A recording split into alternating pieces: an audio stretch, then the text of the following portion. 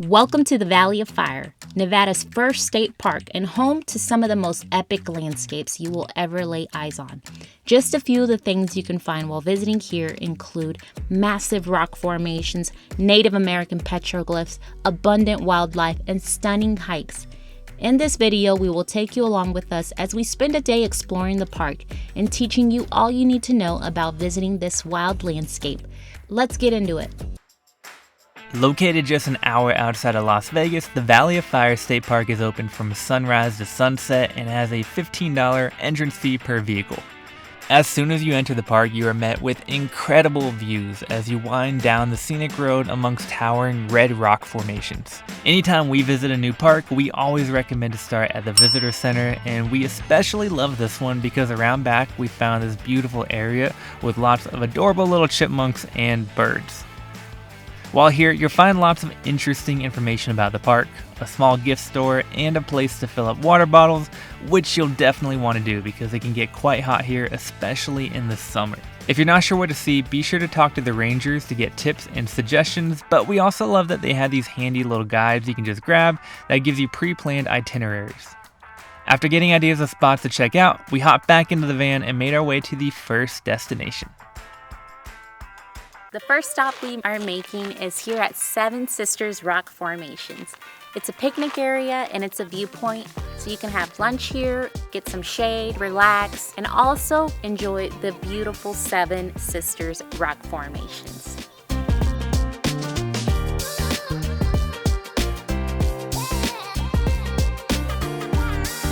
If you're wondering what gives the rocks that vibrant red color that the Valley of Fire is known for, it is iron oxide, better known as rust. So the majority of the rock structures, such as this one you see behind me, which is one of the Seven Sisters, is made of sandstone, which was actually sand that hardened over millions of years. And now it's actually breaking back down from the wind erosion. It starts to break back down into sand, such as the sand that we are now standing on. I love that they're all so unique. Every rock structure is different. They all have different designs and shapes. It's really cool.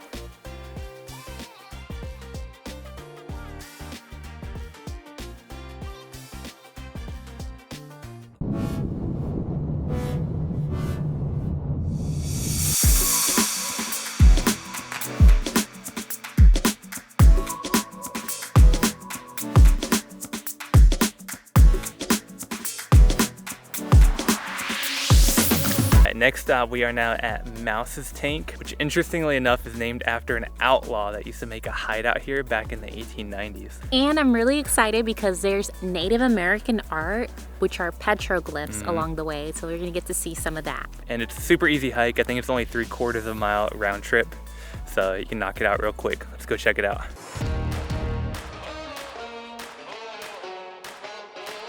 Right behind me is one of the many petroglyphs you can see along this hike.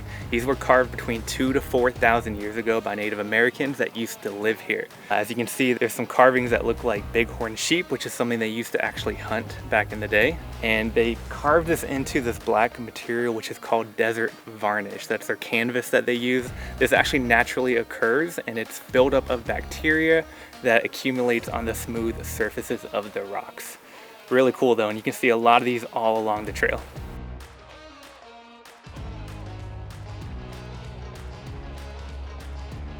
We've reached the end of the trail, and right behind me is Mouse's Tank. It's a natural forming cistern which holds rainwater for up to 3 to 4 months, even out here in the desert. Fun fact is, in the 1800s, there was a group of outlaws. The leader, his name is Mouse, and they're train robbers. After they would finish robbing a train, they'd come here and hide, and they would use this water to survive. They'd drink the water, and that's why it's called Mouse's Tank.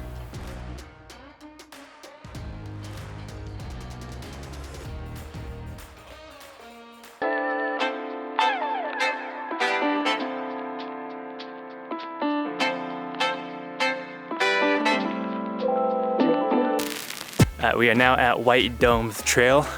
This is a 1.25 mile hike. It is known for these huge white dome sand structures, as you can see next to me. There's also a slot canyon, and there's even an old movie set, I heard. So hopefully we'll see that. That'd be cool to check out. We are walking in sand. It feels like we're at the beach. Yeah, so if you've ever walked in sand before, you know it's not the easiest thing, so keep that in mind. It is a little more difficult due to the sand. It's super pretty so far though.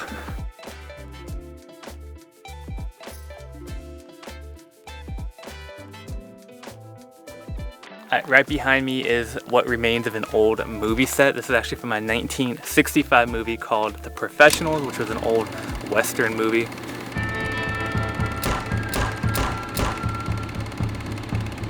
There's also been several other movies and TV shows that have been filmed here, such as Star Trek, Transformers, Total Recall. This is actually where Captain Kirk fell to his death. And the views are incredible.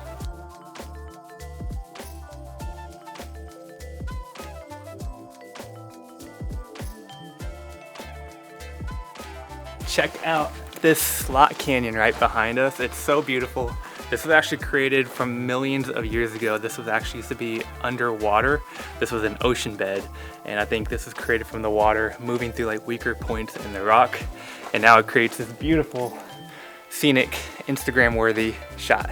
Let's go check it out.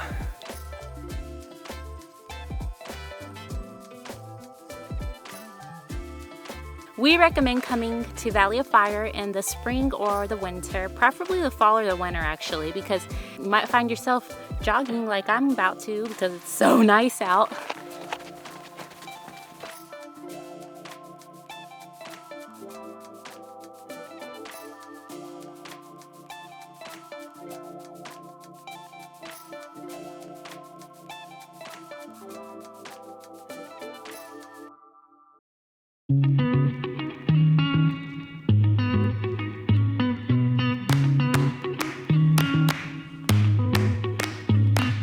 For our last hike, we are doing Fire Wave and the Seven Wonders hike. I think it's about 3 miles total round trip. It is one of the most popular hikes here in the park. Due to that though, the parking lot was completely full. There was zero space for us to park. We ended up parking about a half mile down the road because they did have a spot there, and now we're walking up this big hill up to where the trail starts. So it's gonna add about an extra mile on, but at least we can do it. We're also on a bit of a time crunch. The park closes promptly at sunset. We're here in the middle of November, so sunsets at 4:30 p.m. So that means we need to be back, done with the hike by then, so we can leave the park and we're not trespassing. We're on a time crunch, so I'm trying to get a ride back to where the trail starts.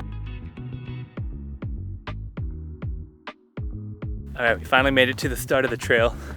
Again, this is the Fire Wave and Seven Wonders Loop. I believe it's around 3 miles. I'll double check and look it up. If I'm wrong, I'll put it in the video. If you want, you can just hike to Fire Wave and back, and I think that's a much shorter hike. So if you just want to see the Fire Wave, which is one of the most popular viewpoints of the park, you can do that. But I've heard the whole Seven Wonders Loop is beautiful. And I can see why, because we just started it, and there's just panoramic views all around us, and we're literally 5 minutes in, so I'm excited to see what the rest of the hike holds.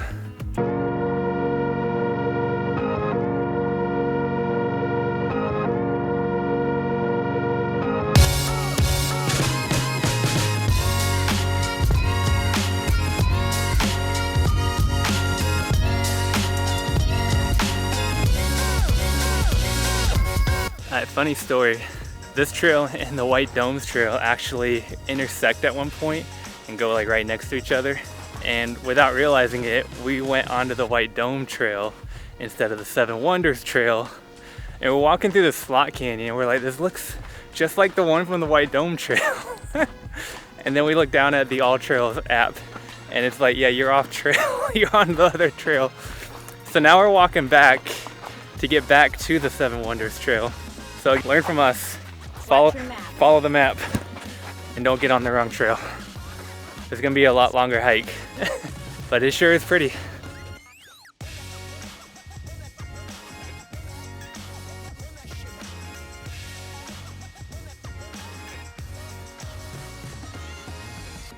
We are back on the correct trail.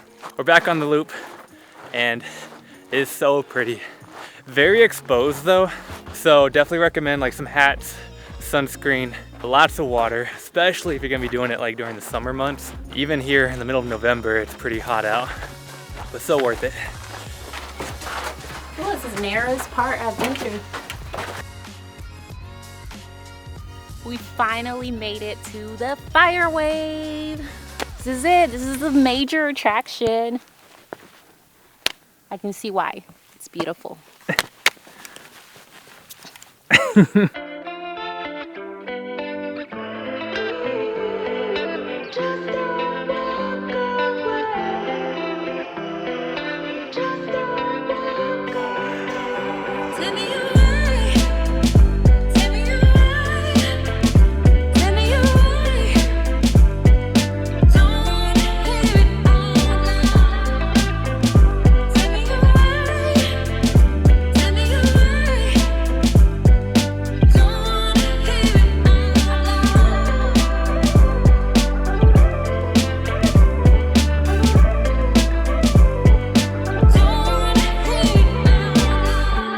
We just made it to Fire Wave, which is like mind-blowing how pretty that was. Like, that doesn't seem real.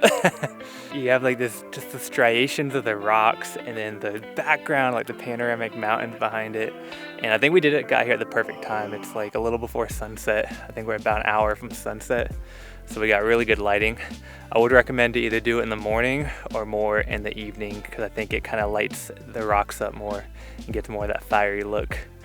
This is a loop hike, so you have the option to either do the Fire Wave side first and then the 7 Wonders after, or you can do 7 Wonders first like we did, and then you finish off with the Fire Wave, which I kind of like, because I feel like the Fire Wave is like the climax and the finale, so I kind of like that we had that at the end. And now we don't have too much further back to our van, which is really nice. But either way, 100% recommend this hike. Definitely do it. So glad we're here. Thank you for watching our video of Valley of Fire State Park. Hopefully you enjoyed exploring along with us, and you got some great ideas of the places you want to visit when you come here. If you did like the video, let us know what you think if you make it out here and your favorite spots. As always, stay wild, and we'll see you at the next video.